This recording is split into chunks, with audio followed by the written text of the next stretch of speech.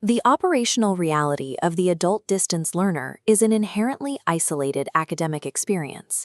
Without a physical campus, the student operates inside a structural void. This visualization models researcher Mary Kasmer's 7 demands of distance learning. 7 distinct vectors, from technology to workload, all bearing down on a single point. They compound to create severe cognitive and social friction, compressing the student's capacity to focus. Demographically, the typical distance learner is an older adult. They balance coursework against the rigid schedules of full-time employment and raising a family. These external life responsibilities drastically exacerbate the friction of distance study. A single unexpected shift in a work roster or a family illness immediately drains the time reserves allocated for academic planning and workload management. Therefore, the primary threat to a distance learner's success is not academic rigor. It is unmitigated environmental and psychological friction. Institutions generally attempt to solve this friction by building massive, passive repositories of support materials. These repositories take the form of digital coursebooks, exhaustive learning management system hubs, and access to remote library databases. The operating logic is that access to information equates to academic support. In 2015, researcher Karen Pratt evaluated this standard model by auditing the distance programs of an education department at a major New Zealand university. The department offered 7 fully online postgraduate qualifications. Pratt found that these passive resources, no matter how comprehensive or well-designed, were vastly underutilized. Many isolated students reported rarely exploring the available links or wider university systems, with one admitting they simply did not know what those resources were. This exposes the resource versus intervention fallacy. There is a critical difference between the mere availability of support and the active execution of support. To retain distance learners, institutions must abandon reactive resource models. They must adopt a proactive architecture that reaches out before the friction overwhelms them. Providing resources without proactive intervention is equivalent to providing a library to a student who doesn't know how to read the catalog. The availability of the tool does not guarantee its utility. To build a proactive architecture, we apply Orman-Simpson's 2002 baseline rule. Students require 2 distinctly different categories of support. This table breaks down Simpson's dichotomy. The academic column strictly focuses on the syllabus, defining concepts, explaining theories, and assessing progress. The non-academic column focuses on the operational environment, advising, advocating, and navigating hurdles. This is the primary failure point.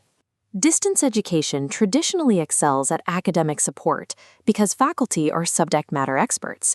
They systematically ignore non-academic needs because addressing affective, emotional, and organizational friction falls outside standard pedagogical training. Simpson engineered a solution to bridge this gap, the Proactive Motivational Support Framework, or PaMS.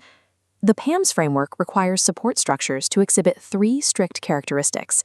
They must be individual, interactive, and motivational. Effective support cannot be achieved by refining the syllabus. It requires engineering a framework that directly addresses a student's organizational and emotional barriers. The motivational requirement of the PaMS model is specific. It does not rely on generic encouragement.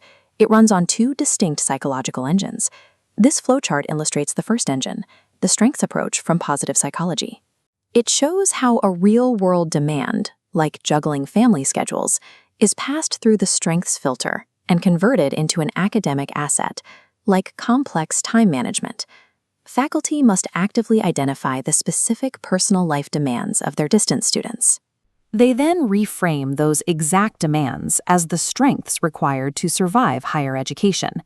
The second engine is Carol Dweck's self-theory. Self-theory contrasts the fixed mindset, the belief that intelligence is a static trait, against the growth mindset, which posits that capability increases through effort. Distance learners require a growth mindset to persevere through Kasmer's compounding friction.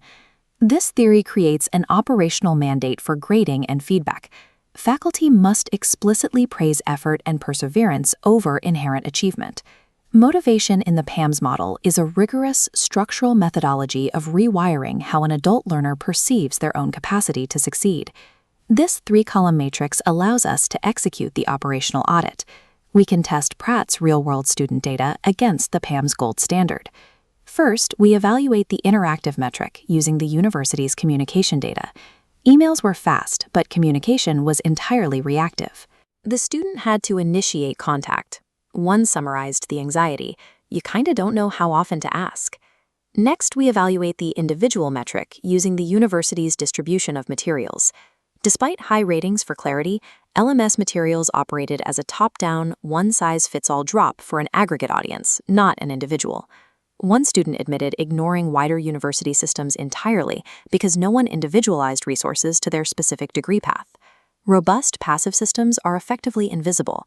They serve students who already possess the confidence to navigate them, leaving the most vulnerable learners totally isolated. Finally, we evaluate the motivational metric. Pratt found zero evidence of Dweck's self-theory or the strengths approach being utilized. Students reported that assignment feedback focused heavily on deficits, with one noting they received more on the wrong than what you do right. The root cause of this systemic failure is the complete lack of a standardized departmental support protocol. When an institution lacks a unified PaM standard, support delivery degrades to the personal philosophies of individual instructors. Researchers Simpson and Johnston identified 3 distinct faculty typologies dictating support. The Darwinista believes a student's failure is their own inherent fault, lacking intelligence or work. The Fatalista believes failure is due to external factors completely beyond faculty control. Both of these mindsets structurally prevent the proactive, effort-praising interventions required by PaMs. Only the third typology, the retentioneer, aligns with the framework by actively hunting for solutions. Without an enforced institutional standard, student survival becomes a terrifying lottery, dictated entirely by the arbitrary mindset of the faculty member they happen to draw. Pratt's audit reveals a structural paradox in higher education. Students can report high satisfaction with course content while simultaneously experiencing severe operational isolation. The effectiveness of distance learning support scales linearly with its proactivity, not its volume of resources. You cannot expect adult learners, already buckling under CASMR's 7 demands, to self-diagnose their support needs and initiate contact.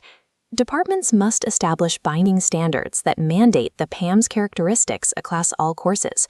This means scheduling mandatory mid-semester proactive check-ins. It means explicitly engineering interactive community touchpoints.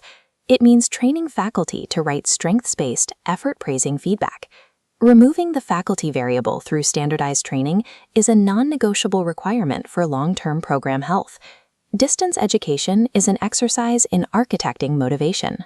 Institutions must build systems that actively hunt for struggling students before they disappear into the void.